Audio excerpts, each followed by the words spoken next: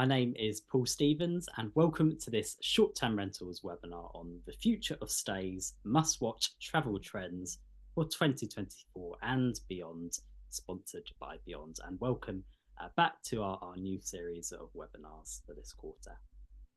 So I'm the editor of Short-Term Rentals at International Hospitality Media, and I'm the host for today's session. Before we begin, let's introduce our webinar sponsor, Beyond, and we've got a short video to play from them.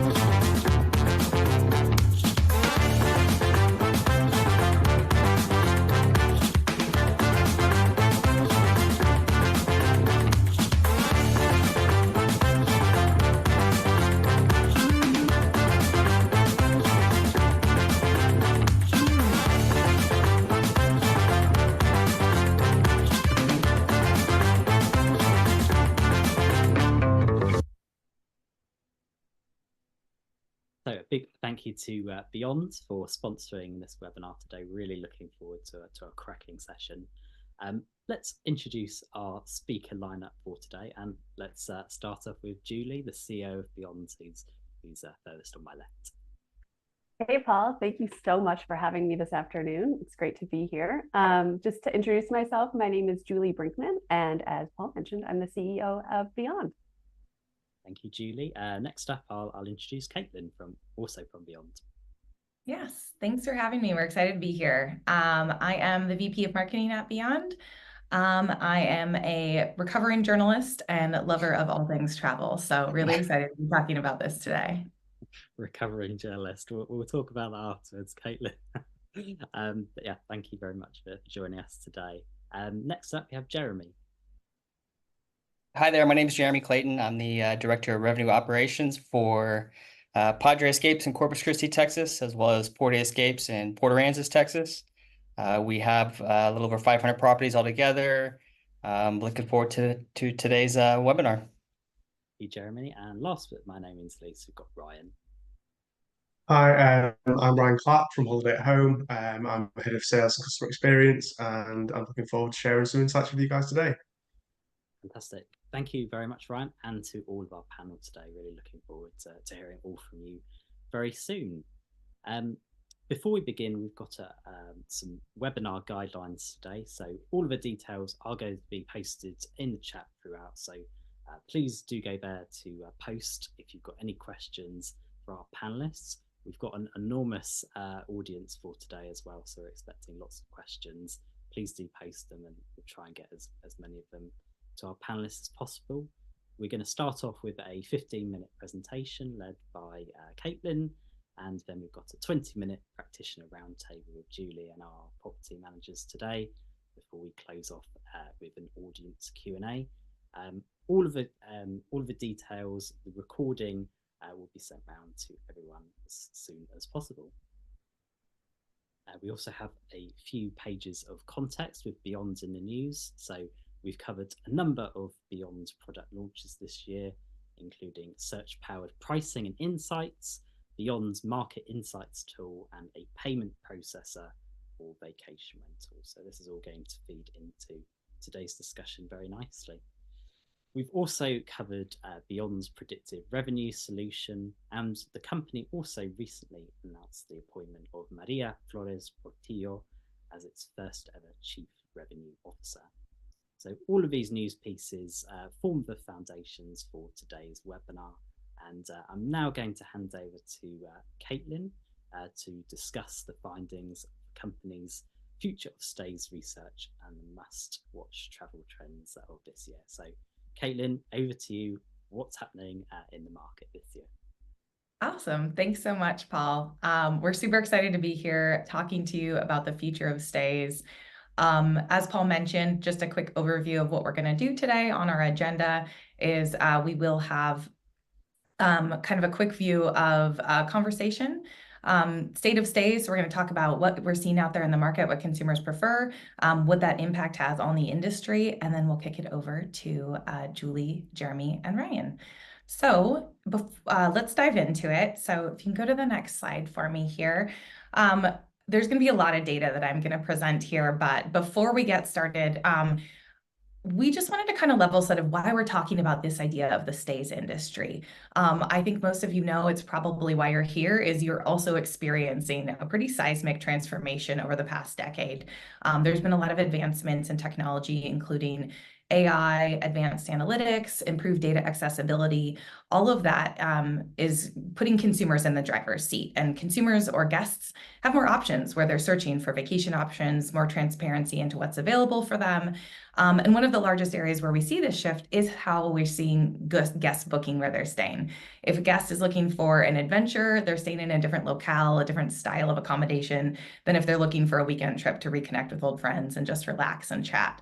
And above all, consumers are becoming more price conscious when they book for their accommodations because they have the transparency available for them to understand exactly what the value is of their listing. So all of this is coming together to create this concept of what we're calling the stays industry. And it doesn't mean that we're saying go diversify your portfolio. I know you can see here, like, yes, demand is slowing, unfortunately, but it doesn't mean like go add, hostels, campgrounds, apart hotels to your portfolio. It's really more about the fact that this is the reality we're living in. And so in order to be competitive, what we need to do is just understand what your guests want, how they're finding you, and then do more of that. So as you can see here, I don't think this is a surprise for anyone. There is a slowdown in leisure travel around the world. This is coming from a couple different earning reports from the companies listed here. And we all did experience those massive peaks in 2021 and 2022 in terms of like high demand from consumers, a lot of excitement, I think, for all of us to just get out of our house. But unfortunately, if we go to the next slide, that does mean it's getting more competitive because the supply of accommodations did increase. Again, not something that I think anyone here is shocked, but as most regions passed through peak COVID lockdowns, the vacation rental supply grew by 20% or more in the following 2 to 3 years. It's a massive amount of new listings available on the market. Interestingly, hotel supply growth remained fairly steady. It grows 1 to 2% depending on the region, but that huge influx of vacation rentals really did mean there's a lot more options out there for guests.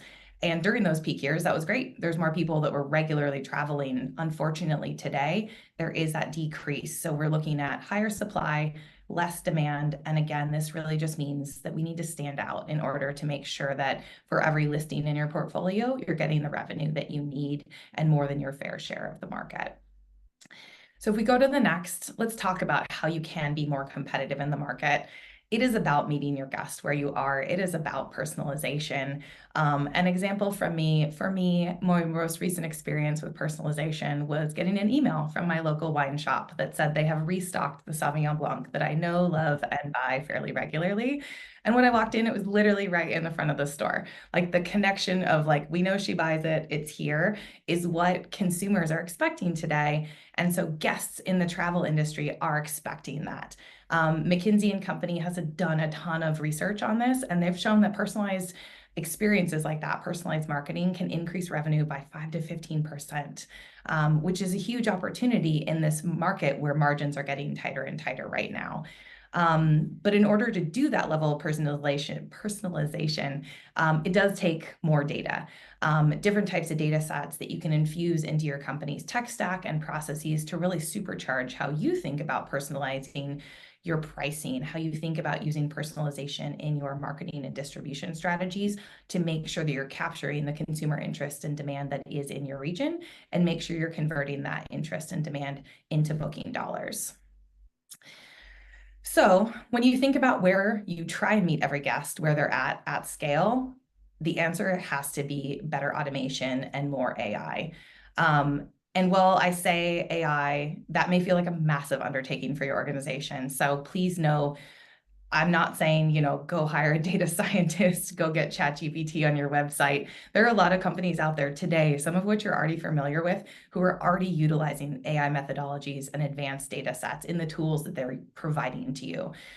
So yes, we can see here from BCG that putting this type of advanced technology in your systems is going to help future-proof your operations. It is going to help you be more competitive, but it's not something where you need to like overnight change how you're thinking about your business operations. It's more that as you identify those pain points of too much manual work, not enough efficiencies with your data, that's where you can think about getting AI into your systems. Thank you, Caitlin. Some really interesting things there. I think you've quoted the sort of earnings reports that we've seen from Airbnb, Booking, Marriott, and Hilton. And what we're seeing very much, I think, mirrors what you're talking about with this sort of conservative outlook as well. We were looking at the recent Q2 earnings reports, for example. Airbnb, for example, was predicting a moderate increase in nights booked for Q3 and a continuation in shorter lead booking times. I know we're going to get onto that very shortly as well. Booking.com, Booking Holdings was reporting a similarly conservative outlook as well in terms of room night growth. I know that Hilton has talked about that as well, and likewise Marriott with this narrowing of RevPAR. And I think also it's probably because they are looking at other strategic initiatives as well. We're looking at more tech advancements and AI, and also really building that high quality supply as well. So I'll come back to you now. And yes, what do guests really want right now, and where are they searching according to your research, Caitlin? Yeah, thank you, Paul. And I think it's a great point because as you can see, if we go to the next slide, it's not that the demand isn't out there. We are just seeing a bit of a recalibration back to what we would have considered like a normal growth year if we were looking at 2019 numbers. But what I think is completely fascinating about this shift now is that people are actually depending on AI to plan their travel. This isn't just about like how your company utilizes AI. When you think about this number, 46%, this comes from a consumer survey that Beyond ran just last month. We looked at thousands of global customers, global guests, global consumers, and asked them what they wanted for their travel, how they're thinking about travel, how they're making their choices about where to stay. And so this percentage is billions of people around the world. When you think about it, they are using things like ChatGPT to help them plan their travel. And this number is only going to grow. Consumer adoption of technology is moving faster today than ever before. And so I think what's interesting here is when we dug into it of why would you let a robot, for lack of a better word, plan your vacation? Nearly half of this group that said that they were either had planned it or were open to letting AI plan for them said that AI solutions show them places and options they'd never found on their own. They're looking for a unique experience. They're looking for something new. Nearly half of them actually said that AI cuts down on their planning time. I think everyone in the world out there is always looking for a way to be a bit more efficient with their time and energy. And consumers are figuring out that this is a good way to go. And again, nearly half of them also said one of the key reasons why they were using AI to plan their trips is because it was better at analyzing costs and it was helping them save money. So I think we're seeing a lot of like interesting confluences here that people still want to travel. Yes, we're seeing a slowdown, but folks want to go out there. They want to find a good experience. They want to have that moment in time where they can have a trip, relax, be on an adventure, whatever it may be. But they want to make sure that if they're going to spend the money, that they're getting their value out of it. And so if you go to the next slide here, another thing that we thought was particularly interesting out of this survey is that it does boil down to that idea of the perfect experience. They want to find something they didn't even know was an option. When guests are starting their search, they're not starting, for the most part, they're not starting with, oh, I need to go find a hotel. They're starting with, I want to spend 7 days on the lakefront and I want to bring my dog. And that's what they're typing in. So we are seeing that Google actually remained the top place where guests are starting to look for their stay. When we did slice this a little bit differently by markets, we did see a bit of a drop in EMEA just because of DMA.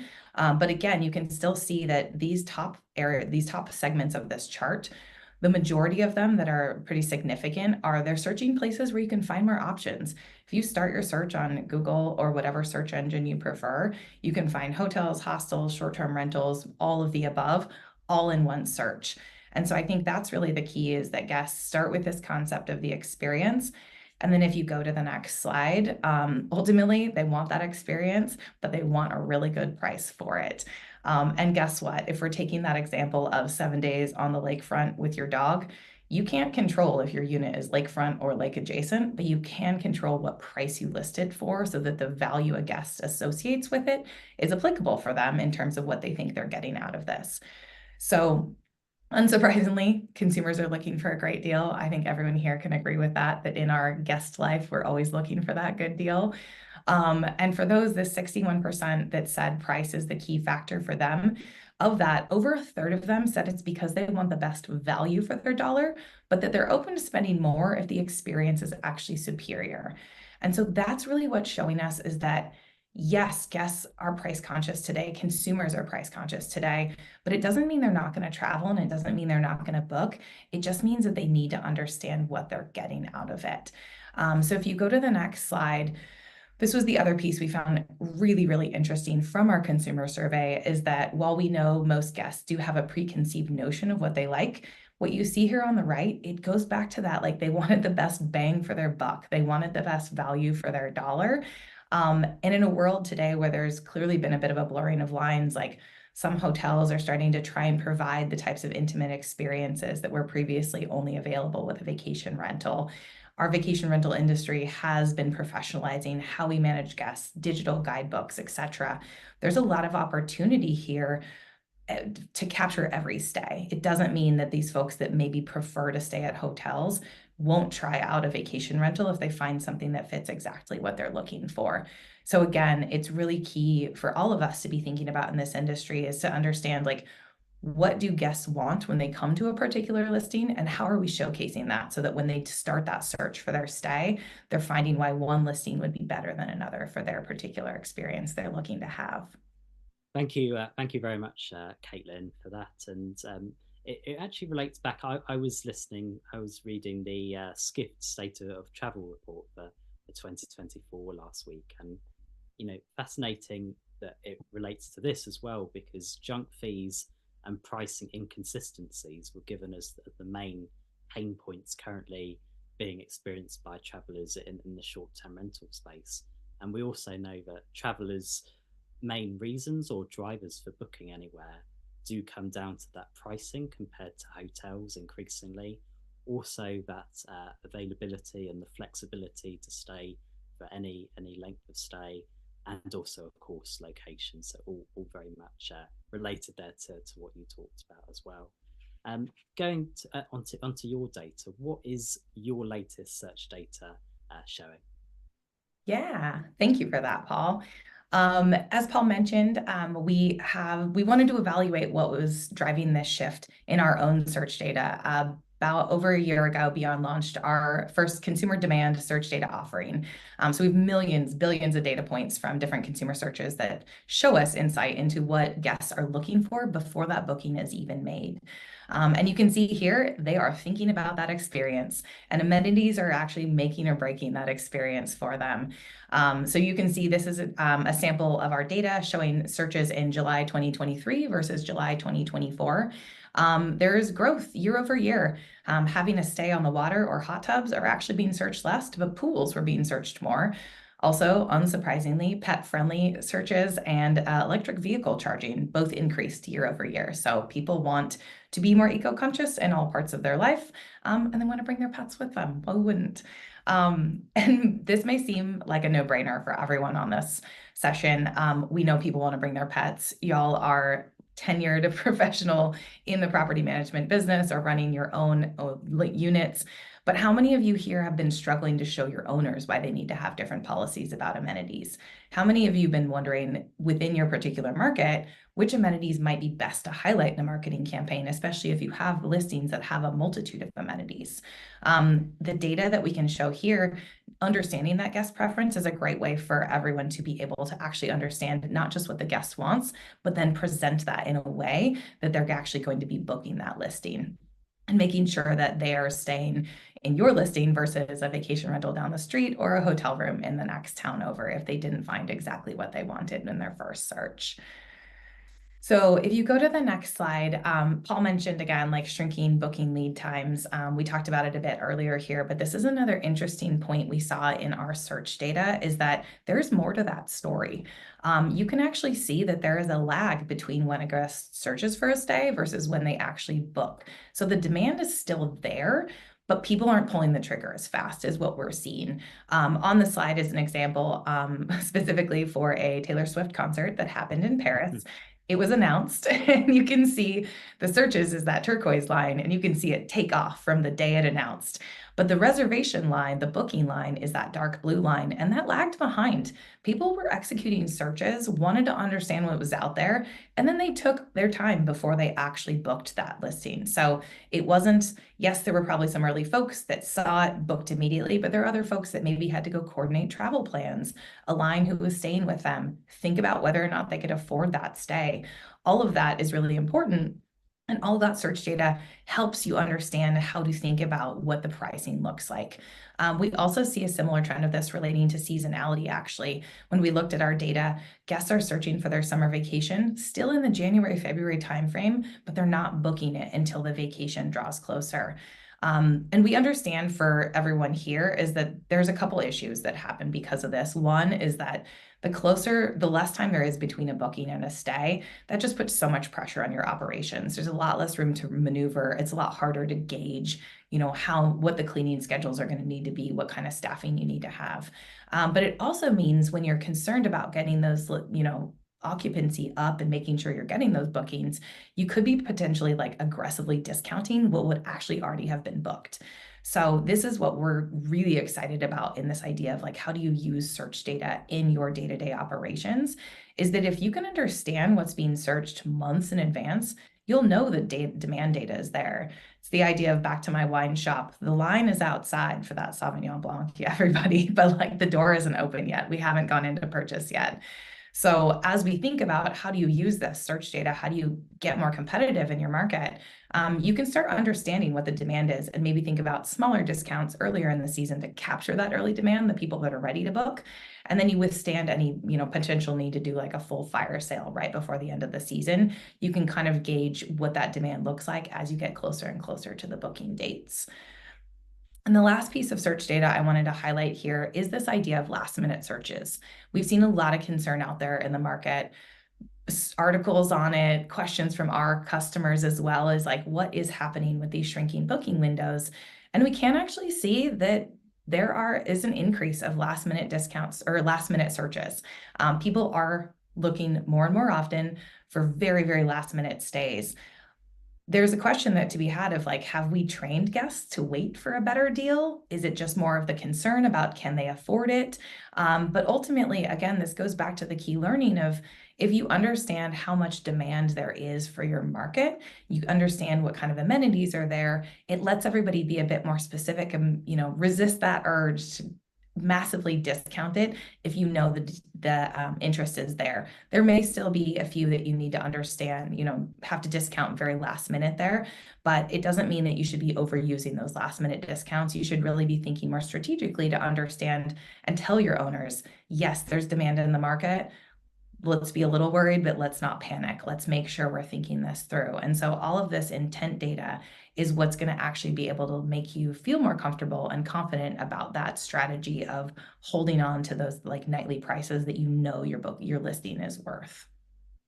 Because ultimately, at the end, guests want that right value for the right price, and they want to be able to get it on the channel that they're looking on right that minute. So it is really about meeting your guests where they are.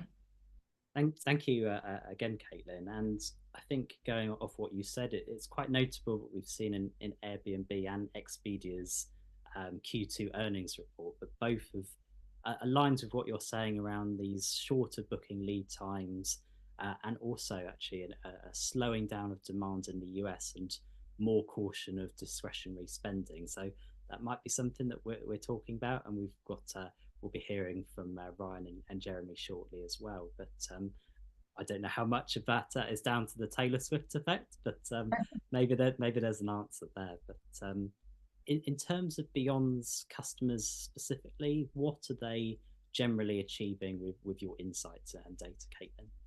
Yeah, thanks, Paul. I think it really is key that historical data, pacing data, that's what Beyond started with a decade ago when we launched. And it's critical to know that information. But having this intent-based data is actually what's going to help you beat the market and beat the competition in your region. Because with Beyond, you're able to automatically adjust your prices based on consumer demand. You've got proactive insights about what's happening next in your market. And because of that, if you go to the next slide, it does mean our customers have been able to make more money, even in like volatile economies, even when we're seeing nightly rates drop or soar, depending on shifting holidays. But for our Beyond's customers, they are able to get more bookings at the right nightly rates and really increase overall profitability, even if some of the seasonality has started to shift. And the other thing that we love to show, and then I swear we're going to kick it over to our experts here, is that what's also incredible is that when you align that right price with the right experience that someone's going to get, guests reward that behavior. Our customers are getting better reviews because guests are having really powerful experiences. They're loving the vacations, their stays that they have. And so we all know that when you get some more and more of those great ratings, that increases what other guests are seeing, and it makes your booking or your listing more attractive to book. And so we're really excited at Beyond that all of this intent data is actually starting to help our customers perform not just better, but be more efficient in how they think about being competitive in this market that has been pretty challenging for a lot of folks in every region. So with that, I will turn it over to our roundtable. Julie's going to kick this off. Oh, sorry, we've got a quick poll here. We do as well. Before we do hand it over to the experts. Thank you very much, Caitlin, for a fantastic presentation and great to learn more about Beyond's insights and data. Now, we put out a poll last week on our LinkedIn asking our audience just to get a sense of where people are at currently with their revenue management and insights. And we asked, how comfortable are you using new and advanced data sets in your revenue management practices? 43% said that they were somewhat comfortable, so that could perhaps be testing new data insights, but very, very much early days with that. 36% said that they were very comfortable already using real-time search data and or advanced analytics, and 21% said that they were not comfortable at all. So maybe that sort of fits in with what I would say, and perhaps only using historical data for revenue management. If there is anyone here who would like to comment on that, or if you're not very comfortable and you'd like to ask our audience, our experts on the panel a question, then please do put them in the Q&A function. I know that I've already seen several coming up as well, so we'll have plenty of time for audience questions at the end. Now I really will hand it over to the experts, and we've got our expert roundtable hosted by Julie. So Julie, over to you. Thanks, Paul. And I echo that in terms of the questions. We love a dialogue. And there's a lot of information that we've presented today. So I think we all learn something more when we have an active dialogue. So please feel free to drop in the Q&A. While you do that, I'm going to reintroduce Ryan and Jeremy, who we're going to talk about what's going on in their businesses. So Ryan is based in the UK, Jeremy is based in the US, so we're going to get two geographic experiences. And really, my job is to just have you all hear from them as the experts.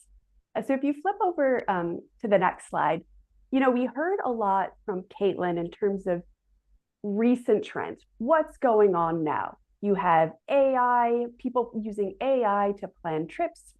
You have lead time shrinking, and then potentially a softening in sort of a consumer confidence or discretionary spend level. But what I wanted to do was kind of step back, Jeremy and Ryan, and get a bit of a different time scale. As we've talked about, it's been a rough couple years, right? You have increasing supply, you have increasing interest rates, and then you have demand sort of being spread across a bunch of different travel areas. But actually, there's a huge silver lining here when you look at the past 5 years versus the past 2, and you can see both in North America and in Europe, ADRs are still up and to the right. Revenue per available night is still up and to the right. So it is overall a growing industry, but when when you're staring at the recent trends, it might feel pretty tough. I'm curious, what are you sharing with your owners to get them comfortable both with recent trends, the recent volatility, and to help level set with more of a time scale that looks, at the past few years rather than just the recent past? Jeremy, I'll start with you. Cool. Yeah. So really for us, it's a matter of you have two groups. The owners that owned 2019 and before that, these guys tend to understand where we're at. Hey, this was a big spike we saw over this time period here. And the years after that, where it's kind of a leveling off, getting back to the normal revenue figures. And then you have the other group, which has expectations that are up here, and they expect those numbers that we saw during the COVID window. They're expecting those to be the normal, which, as we all know, that's not the case. So it's those two different groups and kind of balancing that out, maybe showing some of those newer owners where it was before and where it's at now. And I know you bought and you paid this price, but that doesn't mean that doesn't direct revenue or ADR or occupancy. It's the market does that. It's not the price you paid for your property. That's really interesting. You have sort of a binary, those that came before and those that came after. Curious, Ryan, do you also experience that same sort of dynamic within your owner base as well? And how do you manage that? Yeah, we get exactly the same. I mean, there's quite a clear difference between owners who were with us before COVID, as Jeremy said, and owners who came on during or after.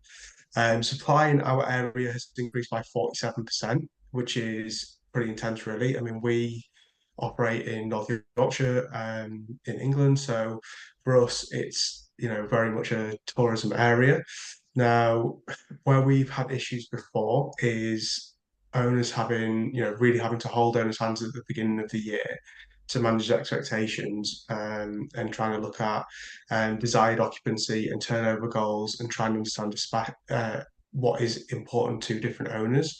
So I agree with Jay that there's the two types of owners in terms of pre and post COVID, but also in terms of various owners' interests. So we might have owners that have higher mortgages. We might have owners that want to do, they manage the property themselves, so they want to do less changeovers, but for a more profitable stay. So it's again, managing that and trying to be very clear of, if you want to prioritize profitability, you are going to sacrifice some occupancy. And similarly, if you need cash flow, and that's a key thing to the way that you operate, then you're going to need to sacrifice some of that profitability to be effective. And it's just how we manage that in terms of this is the market, this is where you can operate in it. There are all these new players in the market, and just going from there, really. I mean, that's really also the bifurcation between cash flow versus profitability. So quick cash versus, long-term sort of, profit margin. I'm curious, what data or how are you getting your owners to understand the trade-offs between profitability and cash flow? What data or key performance indicators are you using to have that conversation? For Go us, ahead, Ryan. particularly with profitability, for me, one thing that we use is average booking value. That's actually quite an important one in terms of our owners have quite a good understanding of their fixed costs per changeover, and per arrival and how that fits. So for us, we look at the relationship between average booking value across each year. So for example, we have one larger site which is very established. It's been going for about 11 or 12 years now. And over the last 4 years, it's seen a revenue increase of 30% and an average booking value increase of 40%, which is really good, really strong. But it's also trying to emphasize that key point of, repeat guests are going to be a key part of that beyond COVID. So yes, 21 and 22 were really, great. And it was very easy to get guests in, that's the honest truth of it. But we tried to see it as a bit more marketing exercise, and we spoke to our owners and said, look, you could go for profitability, and certainly your revenue will go through the roof. But if you want to extend COVID, it's the best show and tell that you could ever do in terms of getting people in the houses and hoping that they're going to come back longer term. So for us, it was very key in terms of taking statistics, looking at, as simple as going onto other agencies or other property sites and looking at their occupancy, and saying this is what they're priced at and this is what their occupancy is. I mean, it's not the best way to do it, but for us, it's actually those simple ways really resonate with owners. And like I say, just comparing average booking value, occupancy, and revenue, you can, communicate with owners quite well on those 3 points, and the 3 ways tend to understand. Absolutely. So using the market data, using things like average booking value to communicate, how do you want to set the strategy? What is the strategy that you want to use? How about you, Jeremy? How have you been able to, or what data have you used to try to, affect or impact the strategy that your owners have? One of the conversations I had just this week was with an owner on they had this minimum rate that was just beyond what it should be. It was just priced too high. I talked to them about the lifetime value of a customer. This was their first year. It's a brand new property. So it's, hey, let's get guests in here now. These are people that could stay with you, not just this time, 5, 6, 7, 8 times. And I showed them a track record of a guest that stayed with us 8 times and how the rates for that stay consistently went up roughly 10% every time they stayed with us. So it's not just that one stay. Yeah. You're getting, say, 2/3 of what you want for that, minimum you have set. Well, if you go with this 2/3 value of that, you can get your long-term return on that customer much more than just, hey, let's price it too high and what we get, we get. Yep. Matching value with the experience to create a long lifetime customer. I love that. Yeah, that's well said too. I'll flip over to the next slide. I wanted to also talk about the things that are maybe more of the intangible qualities of an experience. As Caitlin was mentioning, we're in a new world, a post-COVID world where guests are seeking out personalized experiences. They're seeking out the best way to spend their hard-earned money. And it's not always their idea or goal to spend it at a hotel or a short-term rental, but rather to have an experience, to have a trip, to have the things that they greatly seek and they weren't able to, to access during COVID. So, it's clear that consumers are getting smarter, they're using more advanced tools. How do you actually lean into this trend? How do you help operationalize your strategy around this changing guest dynamic? Ryan, maybe I'll start with you. Yeah, so for us, it's the reason why we went with Beyond in the first place. So we wanted to know exactly what the customer wants, and that's the highest value thing for us. So we've got a number of new properties in the pipeline, and for example, we use insights from Beyond to see what amenities are most important, and trying to apply them from the opening phase to create a product that ultimately people are searching for. Because if a lot coming back to the owners during COVID, a lot of owners, did properties based on what they would like to see, when actually it's very simple. You just need to go for whatever the customers want and what people who are going to come and pay the money are going to benefit from.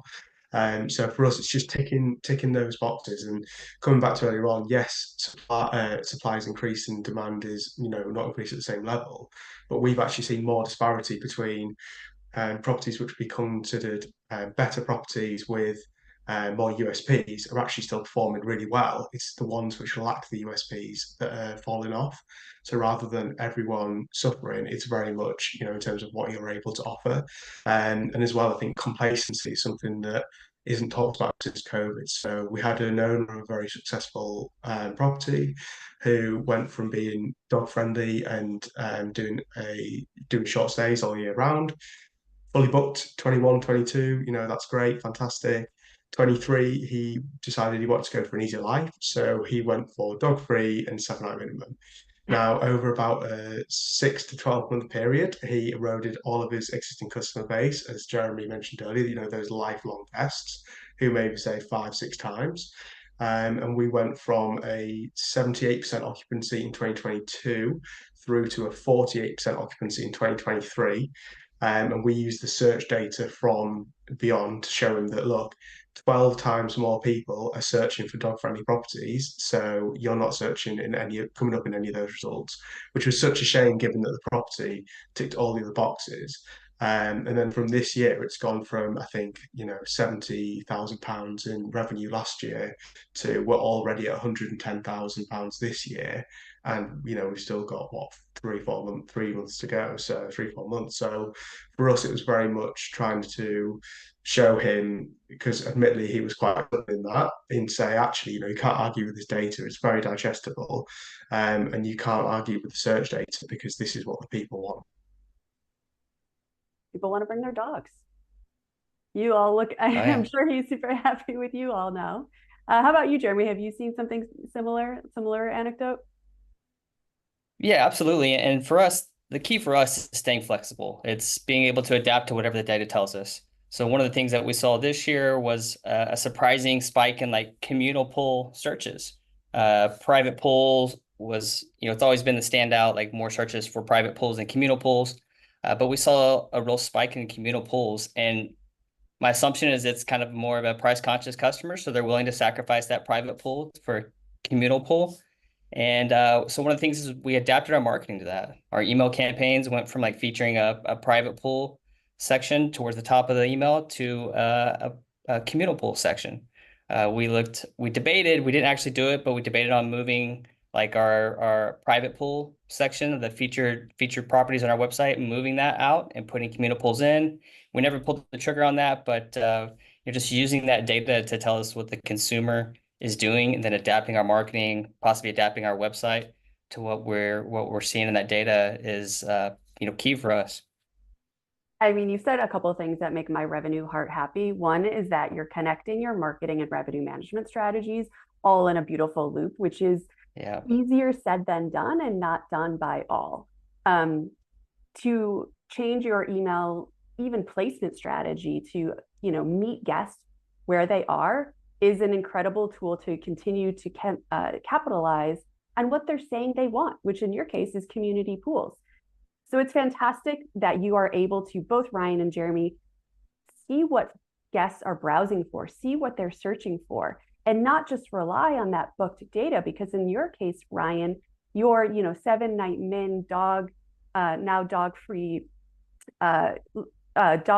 place, same listing, same type of unit, but the change in the amenities offered meant an incredible hit to the bottom line. Without understanding demand data, you're not able to really tell that story and get that owner to understand the impact that his decisions are having on his bottom line. So super powerful data that we can all harness in driving owner returns. I'm cognizant of time, so I'm going to move us on to, obviously the trend we've been talking about both, in the market and then here today. Search isn't just about what amenities guests want. It's about meeting guests where they are. We talked a little bit about marketing.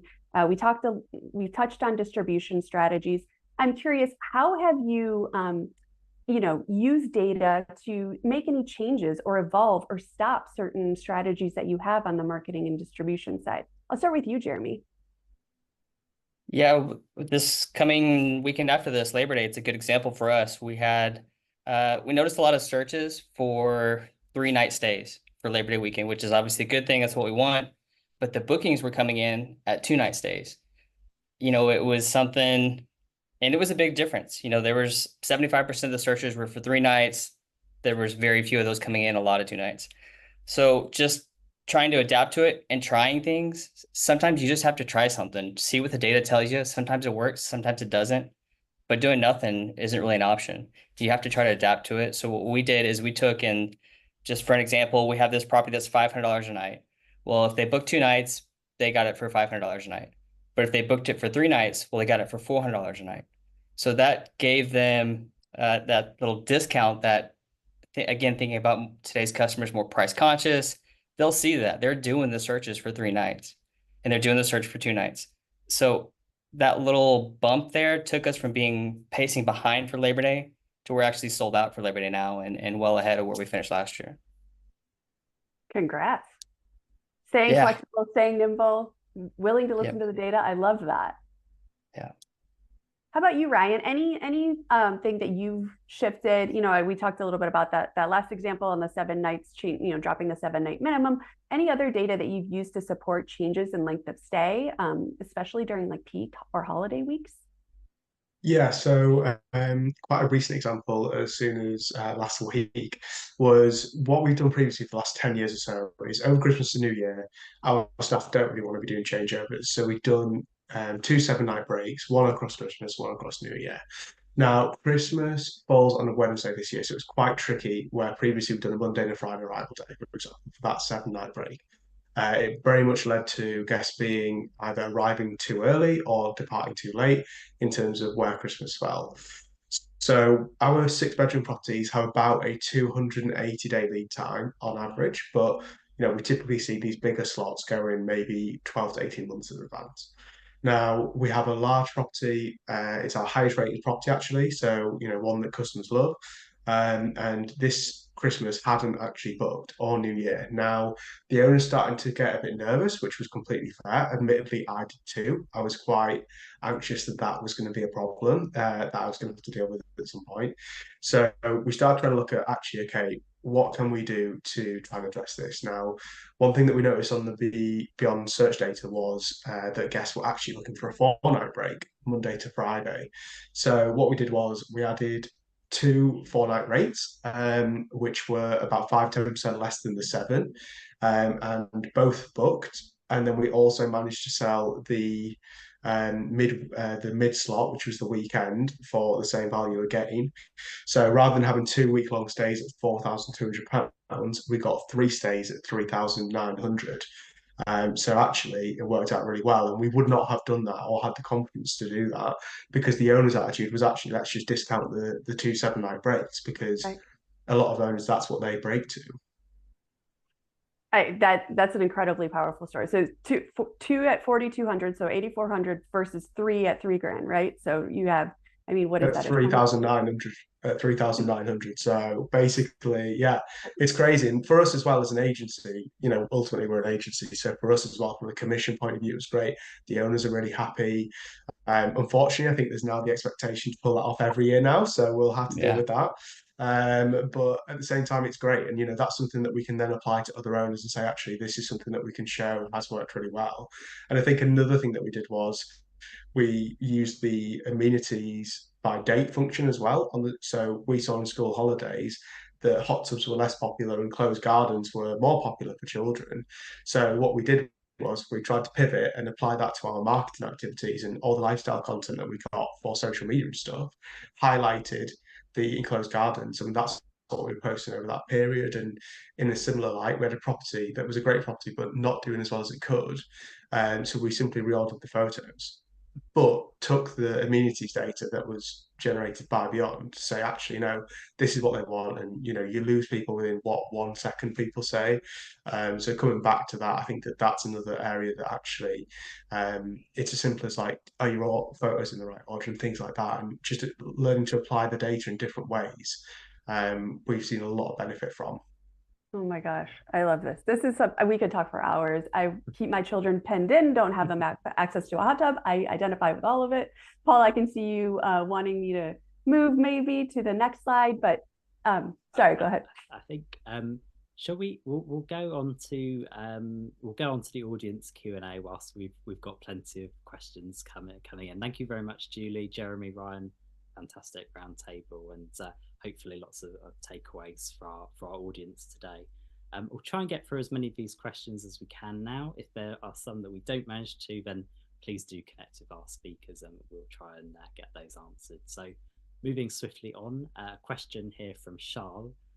Is the slowdown being reported by Caitlin on a global basis or localized? Caitlin? It is on a global basis. So we do see different trends based on different locales. But yeah, overall, the entire global market, we are seeing a bit of a slowdown in terms of the demand itself. Thank you, Caitlin. Question from Hannah. I think I'll direct this to Julie. Any tips for making sure my listings are ranking higher in the Google search results? Yes, I mean, Google search, any type of search engine, you always want to make sure your content is fresh, your images are quality, and you are using keywords that people are searching for. So it's pretty simple that you want your content to reflect what people are searching for. And with access to search data like Beyond has, you can easily make sure that both your written word and images reflect what people are searching for. Julie. Question from Andy Medic. What about in the other direction to AI? Do you see any move towards human travel advisors, travel agents to intercede and connect the guest with the vacation rental product as part of a wider curated trip? I don't know who wants to take that on, but if you want to raise your hand or just go ahead and answer, then please do. I know what. Oh, go ahead, Julie. Maybe I'll ask Jeremy or Ryan, how are you coaching your reservationists and folks that do speak to people on the phone to use, are they using any AI tools or what are you seeing?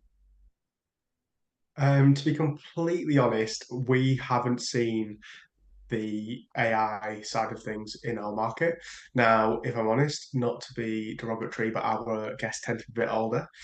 And they definitely prefer to pick up the phone and give us a call. So from that point of view, we are quite fortunate in some ways. I mean, our direct booking rate is 98%. So we don't really use Airbnb, we don't really use booking.com, anything like that. And our repeat booking rate, I think 66% of our bookings are from guests who've stayed with us before. So they're used to booking with us direct. So we don't really tend to get too many from that side of things. But what we do get is any what we would class as like commercial stays. So people staying in the area of business, they tend to use agencies. So, but they are all sort of on the human side of things, for want of a better phrase. So we are seeing a growth in that period, but I personally not seen much in terms of AI in our market. Yeah, similar for us. Not a lot of AI experience for us. I think you're always going to have that person who wants to talk to a real person, a real human, and that's always going to be the case for some people. I'll tie one thing back to the last question, though. One of the things I found very valuable for me and like keyword searches is listening to calls between our guests and our reservation staff. You'll pick up keywords that they actually say when they call and talk to our reservations team that you can plug in your keywords and work well for you. Oh, I love that. I bet that's an opportunity to use like a transcriptor and then you can pick out all the word calls. That's a good point. I haven't thought about that.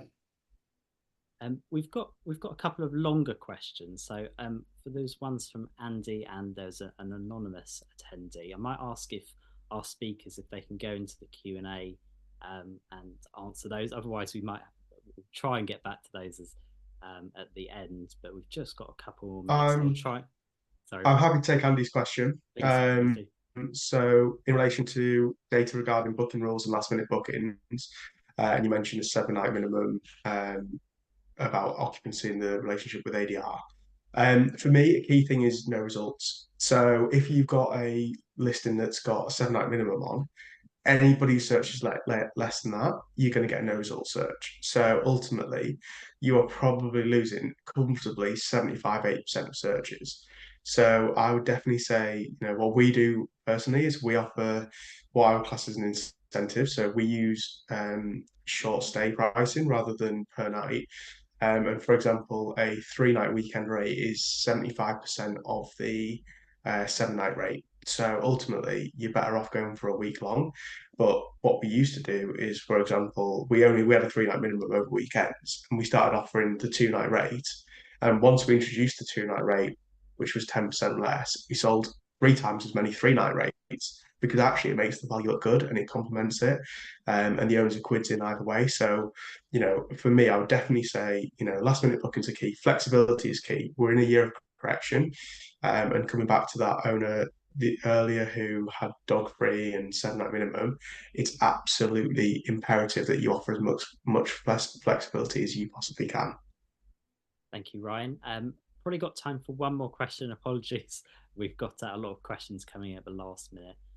What advantage does a national park or world famous feature have on STR success? So, if someone wants to come in on that, we'll make that the final point.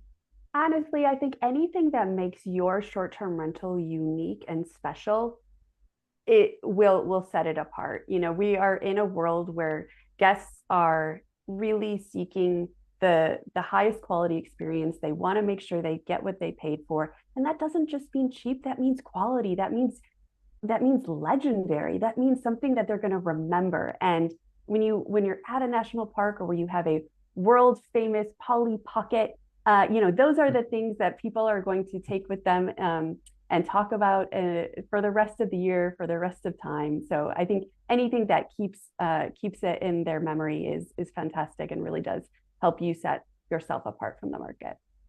Excellent. Thank you, Julie, and big thank you to all of our contributors today, to Julie, to Caitlin, to Jeremy and Ryan. We have just posted in the chat a link to Beyond the Future of Stays report. Julie, is there anything you want to add specifically on that? I really, you know, I think it can seem like a tough, volatile market, but when you step back and you consider the past 5-6 years, you can see that our market is still really growing. There is a ton of demand. There's a ton of excitement. And, you know, as we can get our hands around more richer data about what guests want, we can ultimately meet them where they are and create those memorable experiences and really expand the stays industry. Excellent. You heard it right there. Thank you again, Julie. So our next regular series webinar is taking place next Tuesday, the 3rd of September. You can see the postcard there already. Same time, 4 p.m. BST, on M&A Vision: Who, What, Where, When, and Why. You really don't want to miss it. We've got another top quality panel of speakers, and the sign up link is in the chat for you now. Won't miss it. Thanks, Paul. And we also have our Urban Living Festival coming up on the 18th and 19th of September, so just a couple of weeks away, bringing together all of the segments of hospitality, travel and real estate. And for the first time, I'm going to be leading our short-term rental strand as well. We've got a link to tickets in the chat, and we'd love to see as many of you there as possible. So please do get in touch or get your tickets automatically. For opportunities to work with us, please do contact my colleague Sam, our new head of growth for short-term rentals. Do reach out to him if you'd be interested in sponsoring our in-person events there, like Urban Living Festival, or our digital content offering, including, of course, webinars and podcasts. The session is going to remain open for just another 2 minutes. If you want to jot down any of the details from the chat, I would like to extend a big thank you to Beyond for sponsoring this webinar and this session. A big thank you to all of our speakers, and of course to everyone for tuning in today, and we'll see you all again next week. Thank you, everyone. Thanks, y'all. Thank you. Hello. Thanks, guys. From Hospitality Media, or IHM for short. IHM is the #1 brand to engage with decision makers in hospitality and real estate. Our 4 multimedia brands lead their respective sectors with breaking news, comments, trends, and opinions across a variety of multimedia solutions. We provide an inspirational community to connect people through world-class events, webinars, podcasts, award schemes, and much more. But let us share our story of who we are and what we do. Over 10 years ago, Piers and George had a light bulb moment to provide expert opinion, comments, and low-cost digital content. And so, they went on a journey over the past decade, creating media platforms to serve the hospitality and real estate industries. We now have an engaged audience with a reach of over 60,000 monthly visitors across our website, 52,500 in our email database across all sectors, and over 68,000 across our social channels. Everything we do challenges the status quo. We believe in thinking differently. We make things simple and very easy to work with us, and we're a friendly bunch too. We offer creative solutions to help you achieve your business goals. Read, watch, listen, and meet with IHM. Connect with us for a chat today. Just look at some of the brands we have worked with recently.